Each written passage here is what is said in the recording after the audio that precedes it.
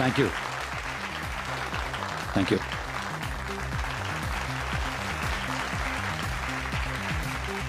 Thank you so much.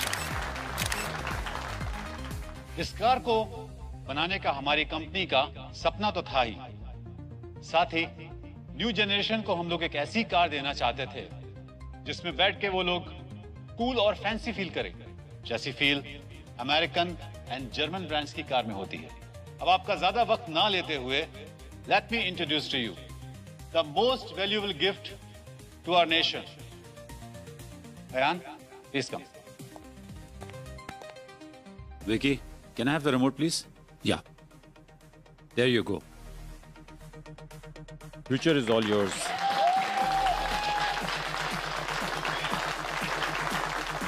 Introducing a new booster.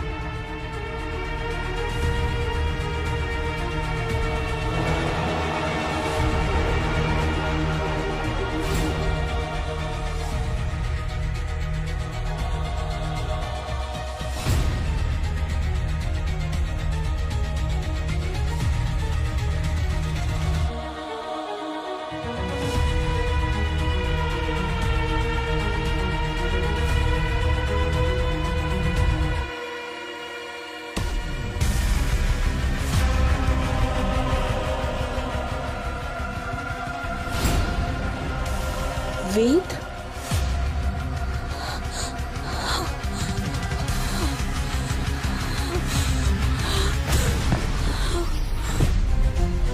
Devika, कौन?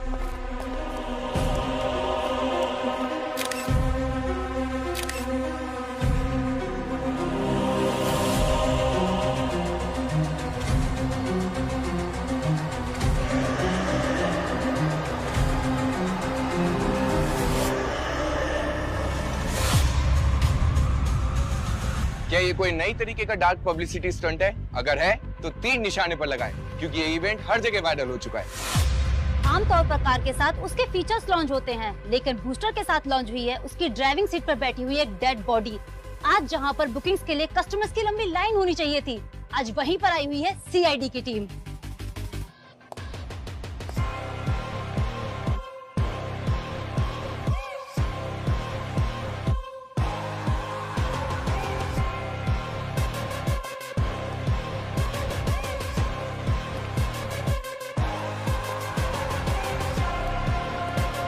Sir, Devika को होश आ गया है।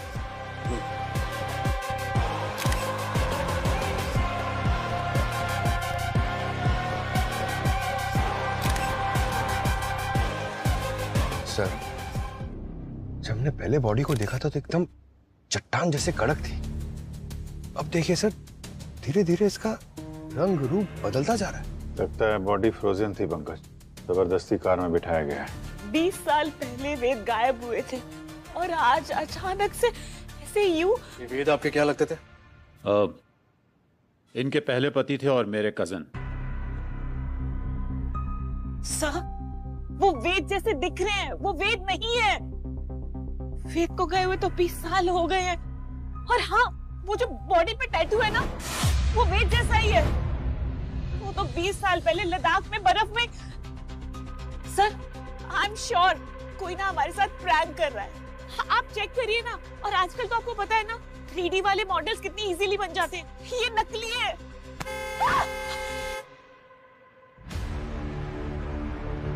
सर, बॉडी काफी तेजी से डिकम्पोज हो रही है। इसके पहले कि हमारे यहाँ सिर्फ हड्डियां ही बचे, बॉडी को फटाफट फॉरेंसिक लैब भेजने का इंतजाम करो।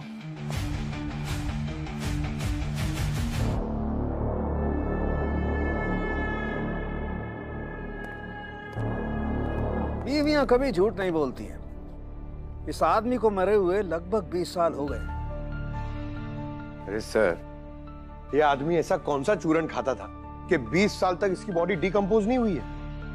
पंकज, मैंने इस आदमी के मसल टिश्यूज और ब्लड सेल्स बहुत अच्छी तरह से चेक किया, और जिस तरीके का माइक्रो बैक्टीरिया इसकी बॉडी में मिला है, उससे साबित होता है कि इस आदमी की लाश किसी ऐसी जगह पर दबी हुई थी जहां चारों तरफ बर्फ ही बर्फ थी, एकदम ठंडा इलाका। क्या? हाँ, ऑलमोस्ट -20 डिग्री टेम्परेचर। और इतना कम टेम्परेचर इंडिया में सिर्फ हिमालय के हाई एल्टीट्यूड एरिया में मिलता है और कहीं नहीं। लेकिन अगर 20 साल से किसी मरे हुए इंसान की लाश कहीं दूर पहाड़ों में दबी हुई थी, तो फिर ये अचानक मुंबई कैसे आ गई? अरे ऐसा कौन सा स्पीड पोस्ट है कि लाश वहां पहाड़ों से या मुंबई एक कार के सीट में आ गई? पंकज, अभी लाश स्पीड पोस्ट से आई है या टाइम ट्रेवल करके आई है, ये पता लगाना तुम लोगों का काम है ना। हाँ, लेकिन मैं तुम्हें ये बता सकता हूँ कि ये लाश कब बाहर आई है। सर, तो पूरी बात बताइए ना, आप ऐसे किस्तों में क्यों बोल रहे हैं? ये लाश 12 से 13 घंटे पहले बाहर आई है। क्या? हाँ, सिर्फ 12 से 13 घंटे पहले? बिल्कुल। जिस तरीके से इसके मसल टिश्यूज टूट टूट करके गिर रहे हैं और जिस तरीके से इसका स्किन का कलर बदलता जा रहा है, उससे बात साफ पता चलती है कि किसी लो टेम्परेचर से इस लाश को बाहर आने में सिर्फ 12 से 13 घंटे लगे, बस। सर, वेद को ना पैराग्लाइडिंग का बहुत शौक था, इसीलिए ही वो लद्दाख जाते थे। वहाँ पर कोई कंपनी थी जो पैराग्लाइडिंग करवाती थी। बस वहीं पर पैराग्लाइडिंग करते टाइम जब लैंड कर रहे थे तो एवलांच हो गया और वेद बर्फ में फंस गए। उसके बाद वेद कभी मिले ही नहीं हमें। वो कंपनी कौन सी थी जो ये पैराग्लाइडिंग वगैरह करा रही थी? 20 साल पुरानी बात है, नाम तो याद नहीं है। और वैसे भी वेद भाई साहब अपनी सारी बुकिंग्स खुद करते थे। तो बुकिंग की डेट तो याद होगी ना आपको? हाँ सर, वो मैं कैसे भूल सकती हूँ। 3 सितंबर 2004। तुम्हें फाइंड इट। क्या 2004 में? अब मैडम, इतनी पुरानी बात कौन ही याद रखेगा। पर हाँ, झूठ नहीं बोलूंगा कि कभी कभार बर्फीले तूफानों में ऐसे हादसे अक्सर हो ही जाया करते हैं। और ये पैराग्लाइडिंग का खेल तो है ही रिस्की, और सच कहूँ तो इसी एडवेंचर की वजह से लोग आते हैं इसको करने के लिए। पर हम अपनी सेफ्टी में कोई कसर नहीं छोड़ते हैं, पूरा ध्यान रखते हैं सेफ्टी का। तो मैं आपकी कंपनी के बारे में कहाँ कुछ बोल रही हूँ रवि जी। मैंने वेद की जो डिटेल्स दी है आपको, आप बस वो चेक करके बता दो कि वो 20 साल पहले आपके यहाँ आए थे कि नहीं। रिकॉर्ड्स तो होंगे ना आपके पास।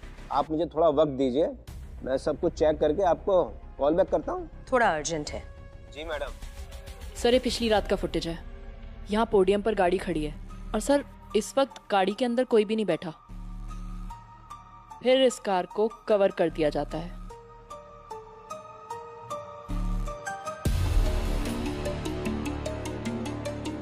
और फिर आज सुबह यहाँ जब इस कार को अनकवर किया जाता है, सर देखिए, वेद की लाश ड्राइवर सीट पर बैठी मिली है।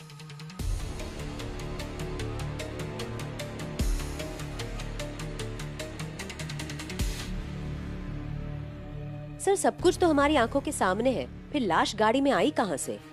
अपने ये सीसीटीवी के साथ किसी ने छेड़खानी तो नहीं की? लगता तो नहीं है सर।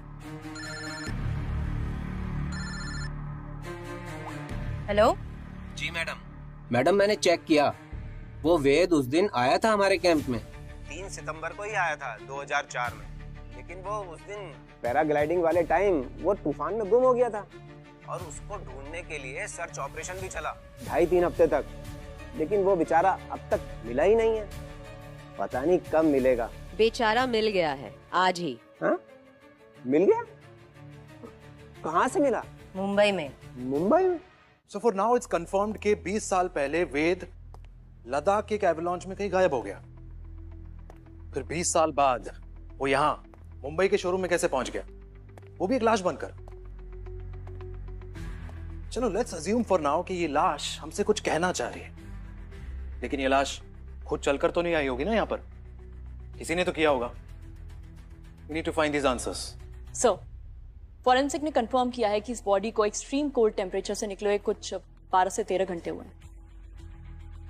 12-13 घंटे में लाश बाई रोड लद्दाख से मुंबई पहुंच गई? Not possible. इस कार को खंगालो अच्छी तरीके से, एक एक कोना छान मारो इसका। बॉडी इस कार में मिली है, जवाब भी एक कार ही देगी। यार बहुत बुरी किस्मत है इस गाड़ी की तो। इसका बर्थडे मनाया नहीं कि डेथ सर्टिफिकेट जारी हो गया इसका। सच में सर, इस कार को तो अब कोई भी नहीं लेगा। ये बहुत हैवी डिस्काउंट पे मिलेगी। ये केस सॉल्व हो जाने दो, फिर शोरूम से आके बात करता हूँ। सर,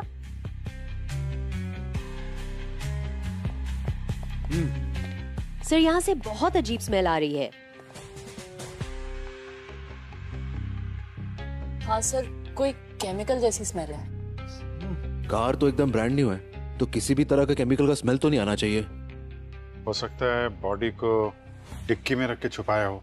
बर्फ से निकालने के बाद बॉडी को सड़ने से बचाना तो चाहिए ना, तो केमिकल लगा के यहाँ रख दिया होगा। और जिसने डेड बॉडी को यहाँ लाया होगा वो इसी में छुपा होगा। अरे बिल्कुल हो सकता है सर, ये देखिए ना, कम से कम 2 आदमी के लेटने की जगह है।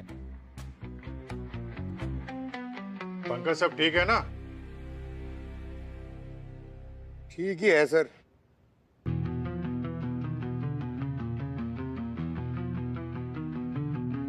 अब जरा इस डमी को वहां ड्राइविंग सीट तक लेकर जाओ।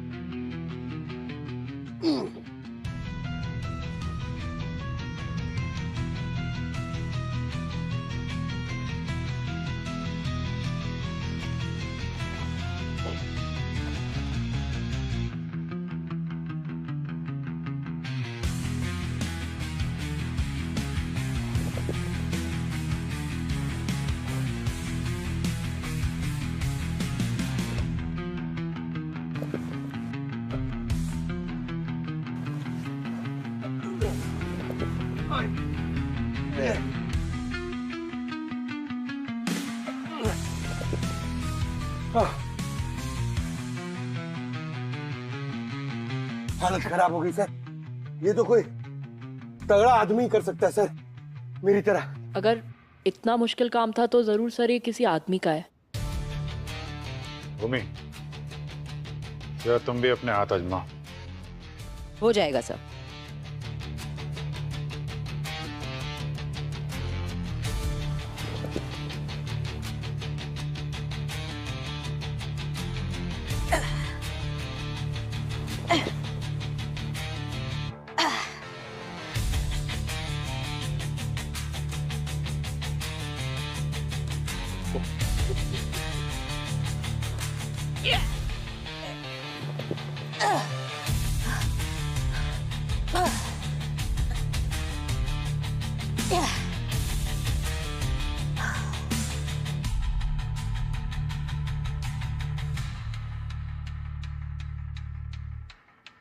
इतना भी मुश्किल नहीं था पंकज जी। वो एक्चुअली सर वहां सीट के पीछे मेरा पैर फंस गया था, वो ऐसे करने के चक्कर में। अच्छा, मतलब बॉडी को शिफ्ट करने वाला आदमी या औरत भी हो सकती है। और वो जो कोई भी है उसको यहाँ के सीसीटीवी कैमरे की पोजीशन के बारे में पता है, इसलिए बगैर कैमरे में आए इस काम को अंजाम दे दिया। तो मतलब कोई घर का ही मेंबर होगा। ठीक है, तो फिर उनकी शोक सभा में शामिल होके आते हैं हम लोग। ये कह रहे हैं कि वेद की शोक सभा रखो। भला एक ही आदमी की मौत का मातम मैं बार बार कैसे बना सकती हूँ? बहुत मुश्किल से ट्रॉमा को भूलकर बाहर आई थी और फिर वही सब करूं। और अयान कहाँ था तब? जब वेद लापता हुए तो अयान मेरे पेट में था। मैंने उसे कैसे पैदा किया है, कैसे पाला है ना, ये मैं ही जानती हूँ। और आज वही बच्चा मुझे गालियां दे रहा है। गाली नहीं दे रहा मैं, पर हाँ गुस्सा हूं, बहुत गुस्सा हूं। और क्यों ना हूं गुस्सा, जिनके पीछे अपनी पूरी लाइफ डैडी डैडी करके घूमता रहा, आज पता चल रहा है कि वो मेरे डैडी है ही नहीं। अरे बच्चा नहीं हूं मैं, पहले क्यों नहीं बताया कि मेरे डैडी कोई और थे? कैसे बताता उसे? आजकल के बच्चे एक दिन में तो डिप्रेशन में चले जाते हैं, और फिर देविका को भी संभालना था। सुसाइड करने की बात कर रही थी वो। वेद भाई साहब को तो मैं पहले ही खो चुका था। मैं नहीं चाहता था कि उनकी फैमिली को कुछ भी हो, और इसीलिए मैंने देविका से शादी की और अयान को अपना नाम दिया। क्या जरूरत थी अभिषेक को ये सब करने की, पर उसने ये सब किया। वरना वेद की बहन नैना हमें सड़क पर लाने का पूरा इंतजाम कर चुकी थी। नैना? क्या किया क्या था नैना ने? पापा का पूरा बिजनेस मैंने संभाला था। उस वेद को तो दुनिया घूमने से फुर्सत नहीं थी। जब सारी मेहनत मेरी थी तो क्या हुआ, कंपनी से मैंने अपना स्टेक बढ़ाने की डिमांड कर ली। लोग इसे लालच बोलते हैं, लेकिन मैं इसे अपना हक बोलती हूँ। जिसे आप अपना हक कह रही हैं, देविका की नजरों में वो हड़पना है। इसे कैसे बोल सकती है वो? शर्म नहीं आई उसे ये कहते हुए? जिस शोरूम में खड़े रह के उसने वो कार लॉन्च की थी, वो शोरूम मेरे पैसे से चलता है। ऑटोमोबाइल कंपनी मेरी है। महीने महीने पैसे भेजती हूँ मैं उसे और उसके बेटे की परवरिश के लिए। वो तो कह रही थी कि अभिषेक उन सबको संभालता है। अभिषेक संभालता है? क्या संभाला उसने? वो मेरे चाचा का लड़का है। उधर वेद मिसिंग हुआ और इधर इसने उसकी ही बीवी से शादी कर ली, हमारी प्रॉपर्टी पे मौज करने के लिए। चाहती तो मैं उसी वक्त उसकी पोल खोल सकती थी। क्या मतलब? पोल खोल देती? फिर मैं आप लोग को दिखाती हूँ।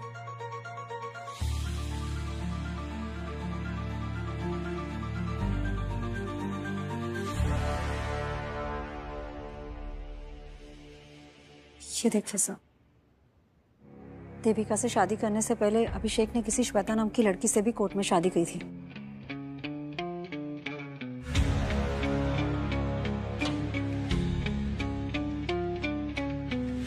शादी के बाद एक और शादी।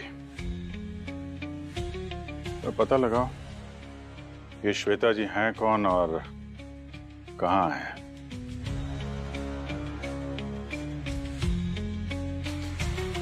5 मिनट के लिए देखने दीजिए ना, वो हमारे फैमिली मेंबर थे। सर आप प्लीज समझने की कोशिश कर दीजिए, हम ऐसे किसी को भी अंदर जाने नहीं दे सकते हैं। अरे मैडम। सर आप लोग जाइए प्लीज, बिना परमिशन के आप अंदर नहीं जा सकते। क्या बात है? मैम, वेद मेरे हस्बैंड थे और आयान उन्हीं का बेटा है। आज तक हमने आयान को ये नहीं बताया कि वेद उसके पापा थे। प्लीज आखिरी बार मेरे बेटे को उसके पापा की शक्ल देखने दीजिए ना। ये फॉरेंसिक लैब है, यहाँ बहुत सारे कंटामिनेशन होते हैं और बॉडी के कांटेक्ट में आने से पहले बहुत सारे प्रिपरेशन करने पड़ते हैं। आप लोग जाइए, पहले परमिशन लेकर आइए, उसके बाद ही मैं आपको अंदर अलाउ कर सकती हूँ। ठीक है, हम लोग परमिशन लेकर आते हैं। आओ बेटा। Thank you.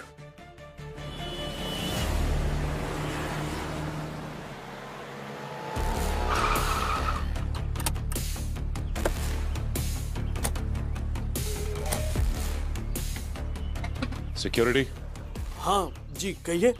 ये जो सामने वाली बिल्डिंग रेनोवेशन पे गई है, सुना है कि उसके काफी सारे ओनर्स इस बिल्डिंग में शिफ्ट हुए हैं। हाँ, वहाँ से तो काफी सारे लोग यहाँ रह रहे हैं। तो उनमें से कोई श्वेता नाम की औरत भी रह रही है क्या?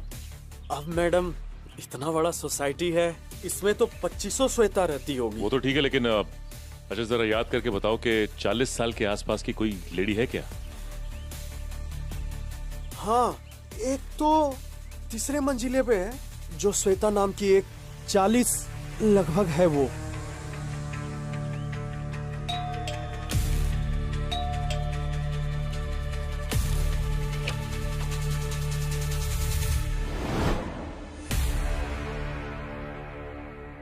श्वेता जी, जी कहिए।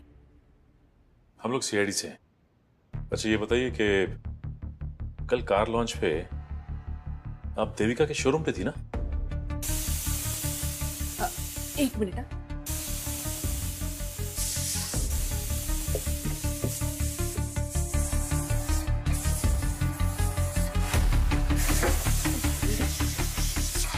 लगता है दाल गल गई। आपने हमारी बात का जवाब नहीं दिया। हाँ मैं गई थी, मेरा बेटा वहां फ्लोर मैनेजर है। और आपके हस्बैंड कहाँ है? ये आप सब मुझसे क्यों पूछ रहे हो? सवाल तो बनता है ना, जब एक ही आदमी ने दो शादियां की। आपका मैरिज सर्टिफिकेट।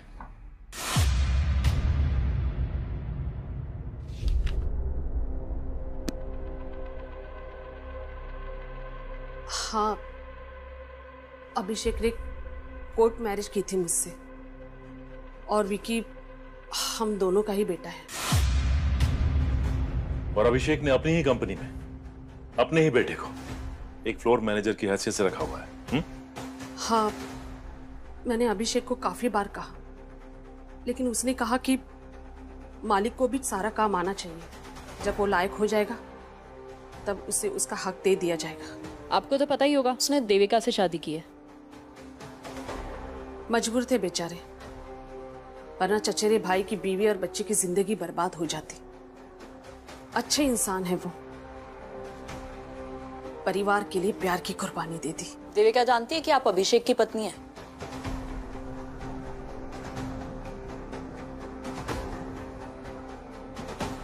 अच्छा ये विकी अभी कहाँ है? मुझे नहीं पता, कल से वो घर नहीं आया। मुझे थोड़ी ना वो बता कर जाता है। एनीवे, फिलहाल हम चलते हैं।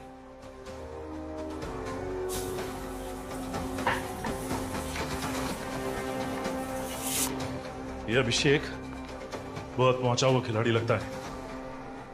वहां अपने बाप होने का फर्ज गिना रहा था हमें, और अपने इस आगे बेटे को नौकर बना के रखा है। ठीक है, आप बॉडी को देख सकते हैं, लेकिन किसी चीज को छूना नहीं। प्यार के दिखा दो इन्हें। यस अयान बेटा, देख ले अपने पापा को।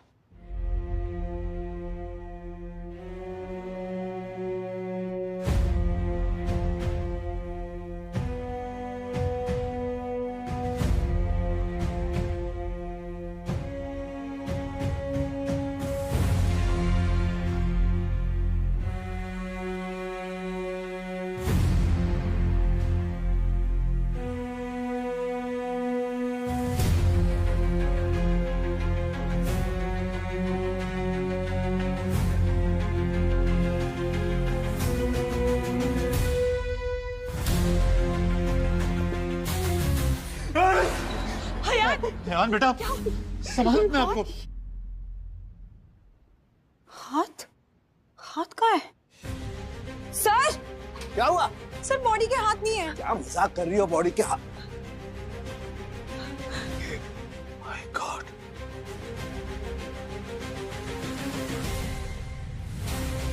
दोनों हाथ कटे हुए।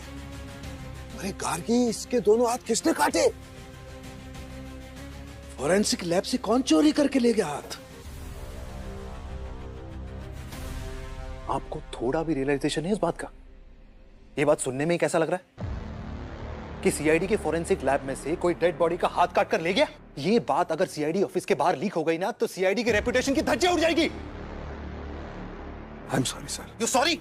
Yes sir, I am really very sorry. मैं जानता हूं हमसे बहुत बड़ी गलती हुई है, लेकिन सर अगर हम इस गलती में एक अपॉर्चुनिटी तलाश कर ले तो। क्या मतलब? मतलब ये सर कि अगर हम ये पता लगा लें कि ये कटे हुए हाथ दरअसल किसके काम आ सकते हैं, तो सर शायद हम इस केस को और ज्यादा जल्दी से सॉल्व कर सकते हैं।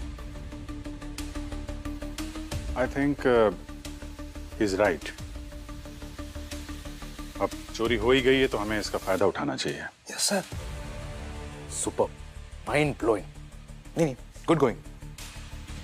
Very good.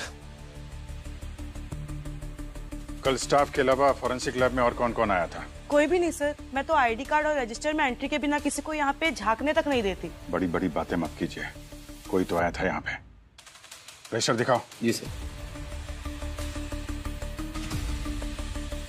Shield and Shine company, ये दो लोग कौन है? सर ये तो सैनिटाइजेशन वाले हैं, ये रेगुलर आते रहते हैं यहाँ पे। हाँ सर, वो 2 हफ्ते में एक बार विजिट करते हैं। फॉरेंसिक लैब है तो सैनिटाइजेशन की जरूरत पड़ती रहती है, उनसे टाई अप है सर हमारा। शील्ड एंड शाइन कंपनी, पता लगाओ किन 2 लोगों को भेजा था उन लोगों ने यहाँ पे।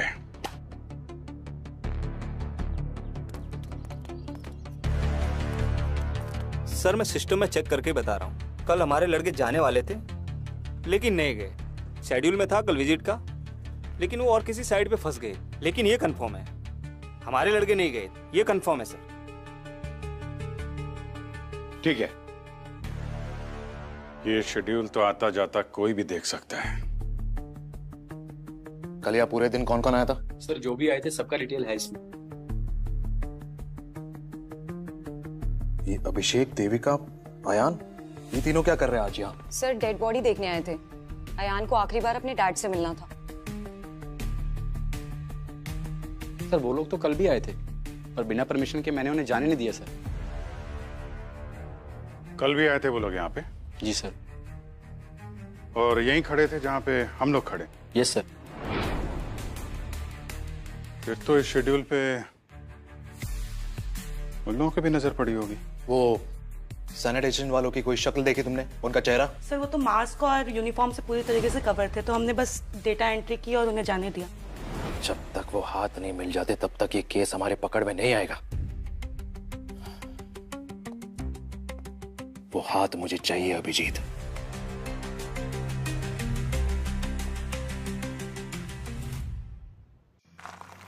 हाँ सर ये तो है, लेकिन ये 3 से 5 का समय ना बड़ा अजीब सा होता है। हाँ, हम लोग सोते हैं, क्रिमिनल जग जाते हैं।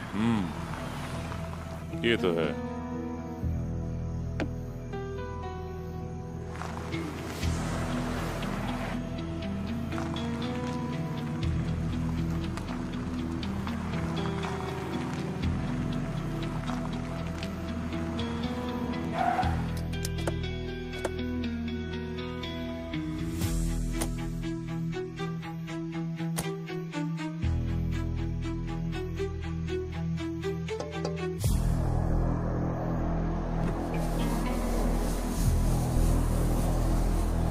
Hello.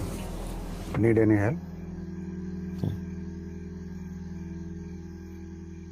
Oh, CID. आप राजन औलख। राजन जी, आप इतनी सुनसान जगह पे इतनी रात को यहाँ क्या कर रहे हैं? अपनी गाड़ी में बैठा हूँ। नहीं, मेरा मतलब सॉरी।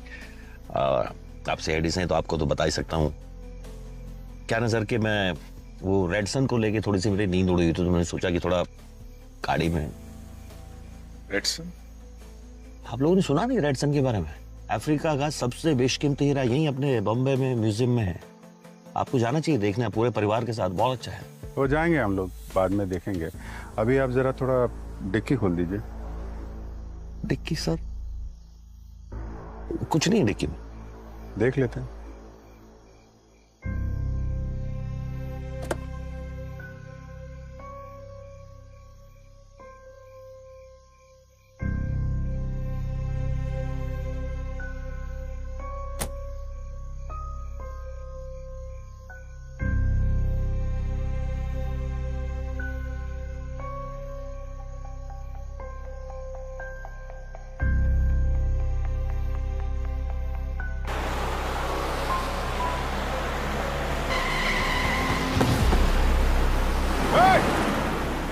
रुक।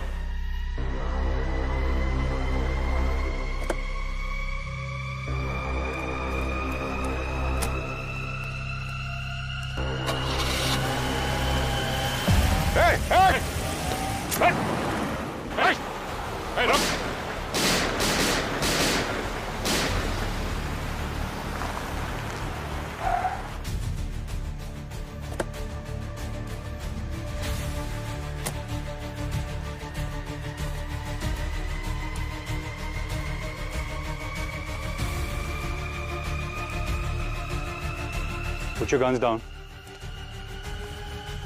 Easy, easy. हम लोग सीआईडी से हैं।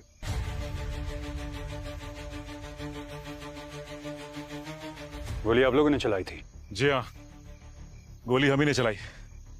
हम लोग पेट्रोलिंग पे थे और यहाँ पे एक आदमी खड़ा था।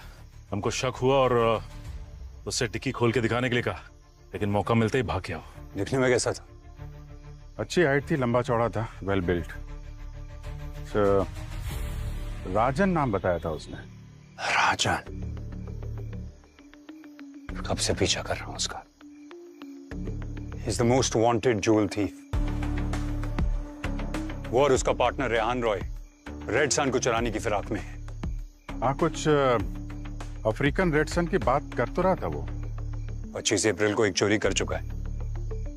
अब रेड सन तक पहुंचने से पहले उसे पकड़ना पड़ेगा। किस डायरेक्शन में गया? ओ, इधर ही सीधा गया वो। Okay, thank you officers. All the best.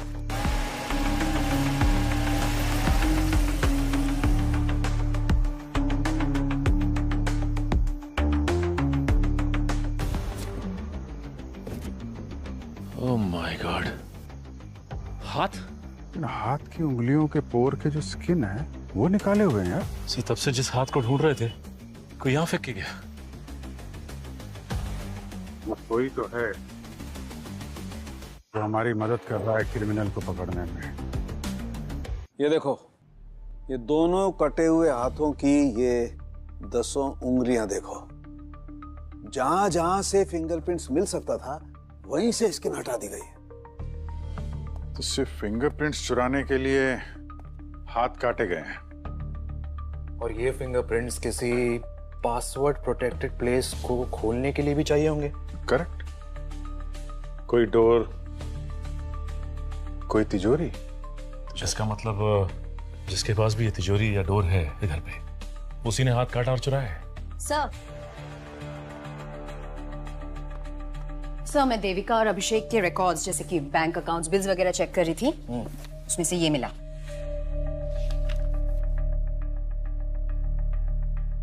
What? 1.5 lakh बिजली का बिल? मैंने हिस्ट्री चेक की। पिछले कई सालों से इनके इलेक्ट्रिसिटी बिल्स इसी अमाउंट के आसपास के हैं। हर महीने लाख रुपए से ज्यादा का बिल है। ये देविका, अभिषेक, ये क्या घर में एक फैक्ट्री चला रहे क्या? हर महीने लाखों का बिल, वो भी बिजली का। चल क्या रहा है? इतना एसी क्यों चला रहे हैं ये लोग? मतलब घर में शिमला बनाना है क्या? एक मिनट। क्या बोला तुमने? सर, मैंने तो बोला बस कि घर में शिमला बनाना है क्या? शिमला? लद्दाख भी तो बना सकते हैं। पंकज, तुम लद्दाख के लिए निकलो तुरंत। जिस कैंपिंग कंपनी के लिए वेद ने पैराग्लाइडिंग की थी उसकी सारी डिटेल्स निकालो। सारे प्रूफ चाहिए मुझे। Okay, come on. अभिजीत, कल रेड मारने की तैयारी कीजिए। अच्छा। अभी एक कटे हुए हाथ ही हमें उनके गले तक पहुंचाएंगे।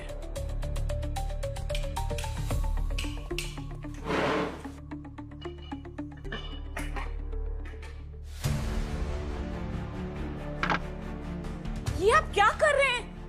क्यों कर रहे हैं सब? देखिए ना, हमारे घर को कैसे तहस-नहस कर दिया इन लोगों ने। क्या हो रहा है सब? क्या कर रहे हैं आप लोग? रोकिए इसे।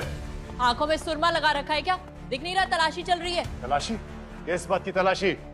मिस्टर अभिषेक, ऐसी कौन सी फैक्ट्री लगा रखी है आपने इस घर में कि आपके बिजली का बिल आसमान छू रहा है? हा? वो भी पिछले 20 सालों से। लाखों रुपए का बिल आ रहा है आपका। कर क्या रहे हैं यहाँ पे? लाखों रुपए का बिल आ रहा है तो उसमें क्या हो गया? क्या हो गया अभी पता चल जाएगा। अच्छे से तलाशी लो। अगर दीवार तोड़नी पड़े ना, वो भी तोड़ो। पर आप उन लोगों का घर क्यों नहीं तोड़े जिन्होंने हमारा घर तोड़ा है? नैना जी का घर भी नहीं बचेगा सीआईडी के प्रकोप से। अभी आप चलिए, पीछे हटिए, कोने में खड़े हो जाइए।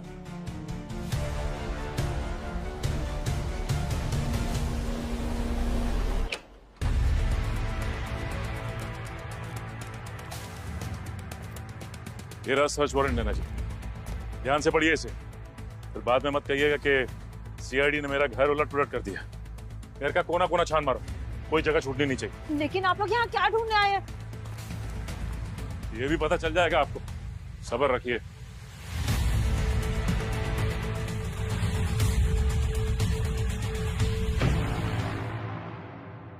सर मैंने तो मैडम को फोन पर सब बता दिया था, कैसे वो वेद बर्फीले तूफान में गुम हो गया था। मेरे पास कुछ न्यूज़पेपर कटिंग्स भी है उस दिन की। ये देखिए, जिस दिन एक्सीडेंट हुआ। ये सब ठीक है। आप लोग यहाँ पे ग्रुप की फोटोज लेते हैं ना कैंप में? हाँ सर लेते। तो वेद की 3 सितंबर 2004 की ग्रुप फोटो दिखाइए। सर अब इतना पुराना, 20 साल पुराना कहाँ से मिलेगा सर? है सर, पुराने एल्बम में मिल जाएगी। चुप कर, मुझे कुछ पता भी है सर, इसे कुछ नहीं पता। 1 मिनट, फोटो लेके आओ। जी सर। ये रही सर।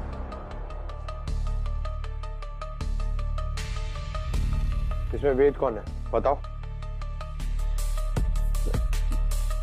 ये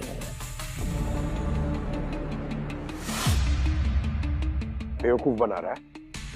वेद कैसे दिखता है मैं जानता हूं। सही सही बता क्या चक्कर है, वरना तुझे यहीं पर ठोकूंगा। नहीं सर, मैं सब सच बताता हूँ।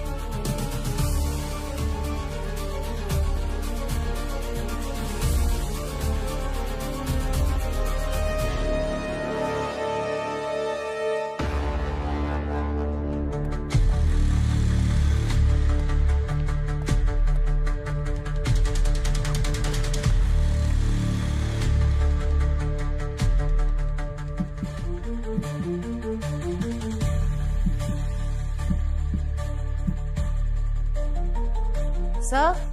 हाँ भूमि।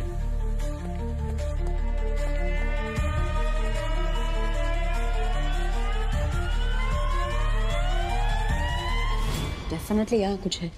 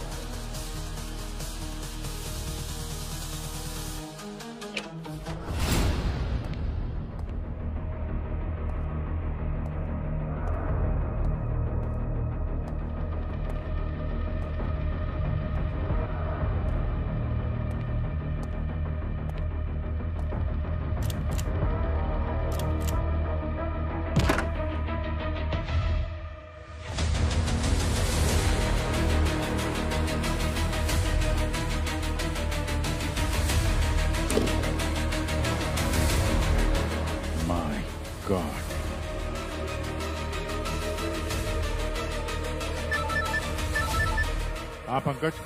सर यहाँ वेद की सारी एंट्रीज फर्जी है। यहाँ पर वो कभी पैराग्लाइडिंग करने आया ही नहीं था। आता भी कैसे? 20 साल से तो ये यहाँ फ्रीजर में जो पड़ा हुआ है, देविका के बेसमेंट में।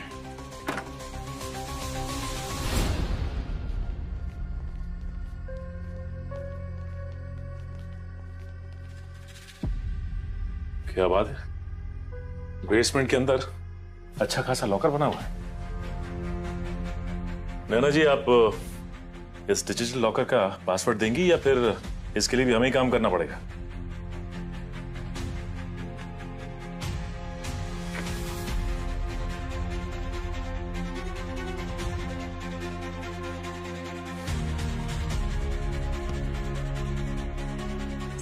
ये वही कटे हुए हाथ के फिंगर्स की स्किन।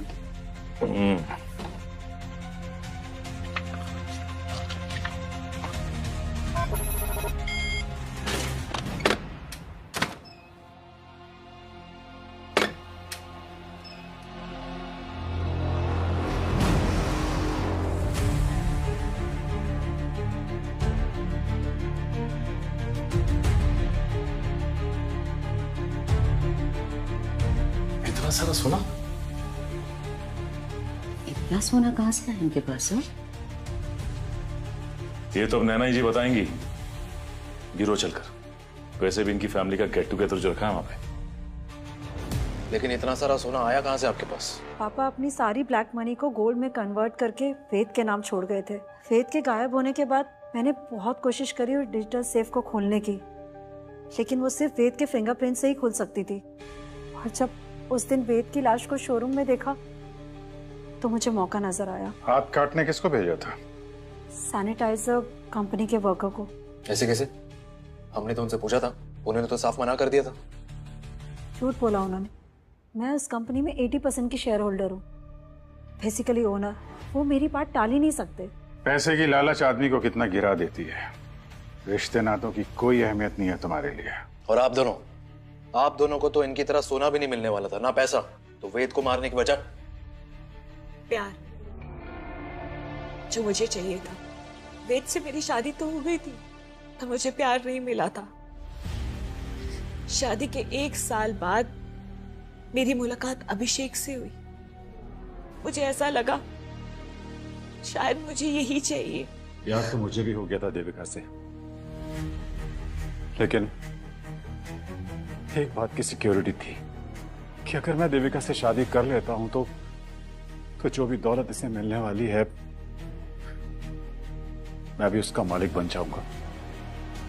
लेकिन तभी वेद भाई साहब को हमारे प्यार के बारे में पता लग गया और इसीलिए उन्हें रास्ते से हटाना बहुत जरूरी हो गया था।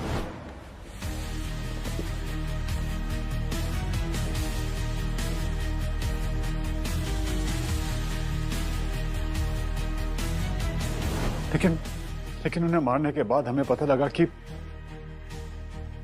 एक पुश्तैनी तिजोरी है और उसे पाने के लिए हमें वेद भाई साहब की लाश को संभाल के रखना पड़ेगा, क्योंकि उनकी लाश ही उस तिजोरी की चाबी है। बहुत लंबा इंतजार किया आप लोगों ने, 20 साल। फिर तुम लोगों को एक कहानी की जरूरत थी कि वेद पैराग्लाइडिंग करते हुए मारा गया, है ना? हाँ। लद्दाख की उस कैंपिंग कंपनी के मालिक को मैंने 10 लाख रुपए पे किए ताकि वो झूठी खबर फैला सके। हाँ, इतने सालों तक हमने उस लाश को छुपा के रखा, पर पता नहीं उस दिन शोरूम में वो लाश कैसे आ गई। उसे अयान लेकर आया था।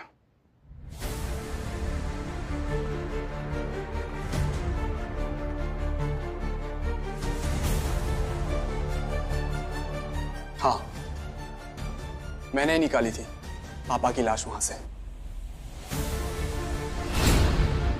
एक दिन मुझे मेरे ही घर में छिपा हुआ एक बेसमेंट मिला। नीचे गया तो वहां पे फ्रीजर में एक लाश पड़ी हुई थी जिसकी शक्ल बिल्कुल मेरी तरह थी। फिर मैंने इन दोनों को एक्सपोज करने के लिए विक्की की मदद से पापा की लाश को शोरूम तक पहुंचाया।